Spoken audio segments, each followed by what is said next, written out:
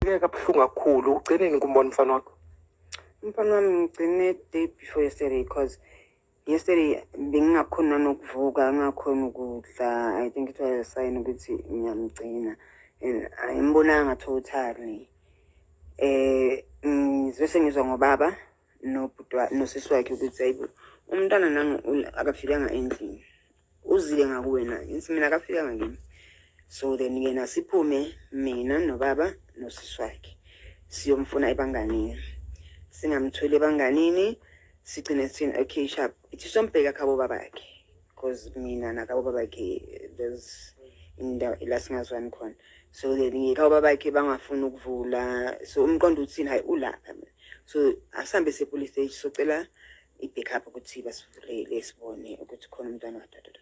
Okay, siye namaphoyisa, masiye namaphoyisa umntana akekho. Amaphoyisa athini okay sharp hamba novula i-missing case. Sambe sovula i-missing case ukuthi umntana ulahlekile. Kanti noma makathiyamo naye usendleleni ngiyovula ukuthi uthima ulahlekile naye and bekahamba kuyithu. Okay, eMaroka sivula i-case masiqeda ukuyivula amaphoyisa sambe nawo clinic to clinic, isikolo nesikolo la bajwayele ukudlalela ngakhona. Okay, singamtholi till boma 4 ekuseni. Sina ithi so fresh napha sokhona ngenza mthambi sikuJoseph at least iyo engazama ukuthi sincede. Immediately sisathe maybe 1 hour 30 minutes ngena ikholo ukuthi khona abantwana abatholakala emanzini ngale eMroka Dam balahliwe lapho basikiwe kabuhlungu. Angizange ngifafuna ukwazi ukuthi ubani wenzani. Ngiphuma ngigijima ngihambe ngiya le. Hello Dumalang and welcome back to Mgozi 101. You guys, this case has been weighing down on me so much. I've watched it unfold and I've wanted to talk about it since the day it started, but I was not strong enough. I was not strong enough to bring myself to talk about these kids. These innocent kids that were brutally murdered and mutilated. This is a story about Ungcebizitha Zulu and his cousin Tiamo Rabanye, who were kidnapped, murdered, and mutilated. Wow. So you guys, this case took place a while ago, like a few weeks ago, when these two cousins were playing with a friend, a third boy. They were then kidnapped by someone driving a white car. The third boy managed to escape after they were tied up in the car and told the elders about what had happened. I don't know how the parents of these two boys were not told what the boy had said, because the mother of Ungcebizitha Zulu says that she was not aware that her son was missing, and she only became aware when her son's father and his sister came looking for him, and that's when she woke up and went searching for him. It goes on to say that they went to the father's relative, where she tried knocking on the door. They wouldn't open for her because apparently there's conflict there. You know how it is with families or in-laws and all that. So she went to the police and asked the police to come and maybe make these people open the door, because she thought that maybe they have the child but they don't want to let him go, you know. So when they got there, the police searched and they found that there was no child there. So they started looking for him at his friends' places. They went everywhere looking for him.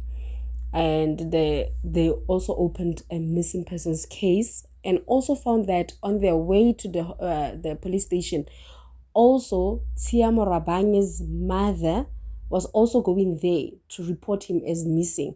And remember, these two children are cousins, you guys. They were missing. They were both missing at that point.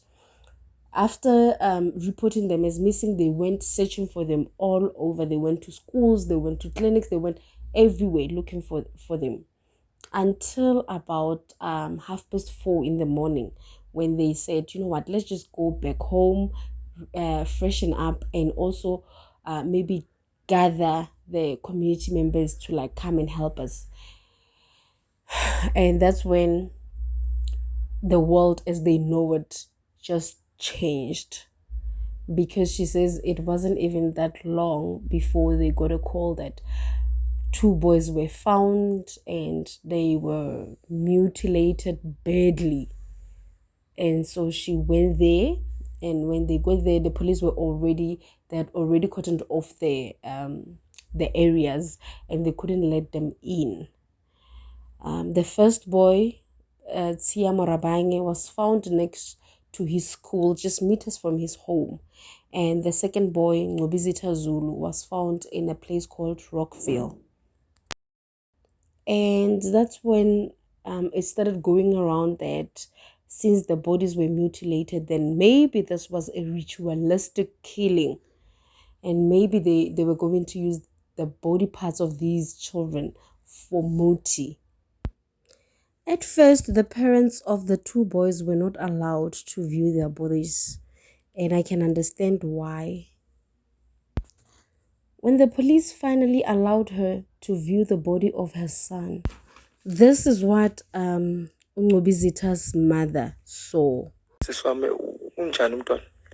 Mangembheka umntwana abafuna ukuvula whole body because ngithe ngifuna ukubona nokuthi umntana wami ngamampela lapha ngingisuke la ngingakaboni ukuthi ingane yami. Okay, mabemvula ubuso. It's like i-avocado ikhathe in half piece, ne? Avocado uyikhiphe umphakathi ushicecela khona like bekuyigogogo kanje ubuso bomntana bonke lo. Abukho amehlo, forehead, this cut yonke ayikhuseleke amadlelo ngemuva ngaphezulu kuphela. Amhliphile konke amkhiphile konke so. Like ayikho into oyibonayo ngathi avocado nje icecele avocado. It was very very bad into engiyibonela. Ngithusile like ngathi akusuye ngizothi mangifika endlini ngimthole, but angimtholanga. For those who might not understand the language van die one, she's saying that when she went to see if the child that was murdered was really hers, she found that the child's face was gone. The skin and all the parts inside, like the eyes, nose, mouth, everything was gone.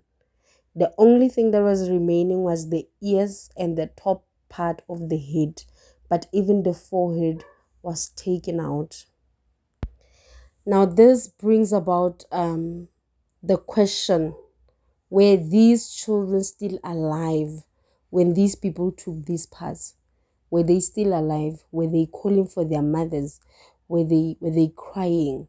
What was it? What was happening? Now, something amazing happened, and this past Tuesday, a 50-year-old woman and her lover, her 39-year-old lover, were arrested. This woman is said to be part of the family. She is a relative of one of the boys, and she goes to the same church as the children's uncle. Corey, this person is a relative. They are saying that she even went with them to go look for the children when they were missing. She even went to the scene where the children were found. And she was even going to the mortuary with the mothers and the grandmother. Yo. It is said that this lady was found with items of clothing that had blood on it. And that is what brought about her arrest.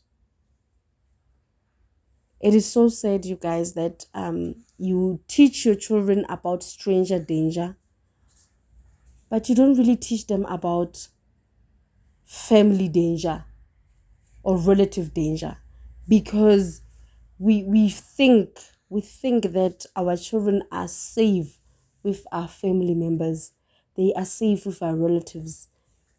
But it turns out those are the ones we should fear more, because they know that the child's guard is going to be down.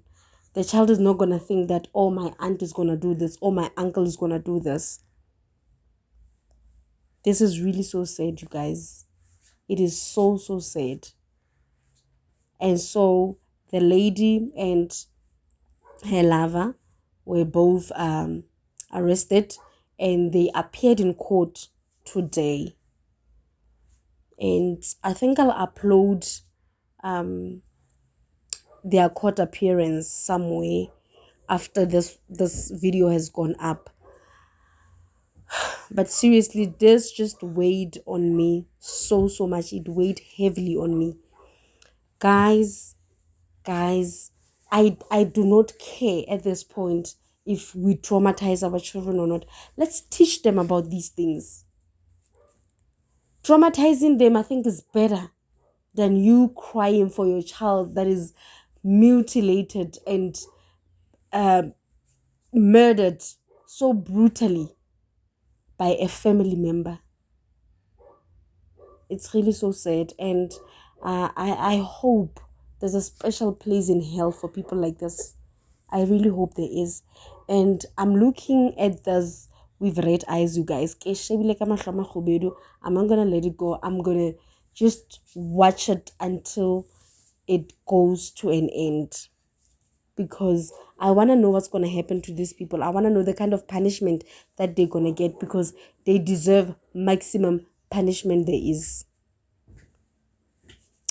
All right, you guys, that's it for now, and I'll see you in my next one. Titi pote kita lebona kan.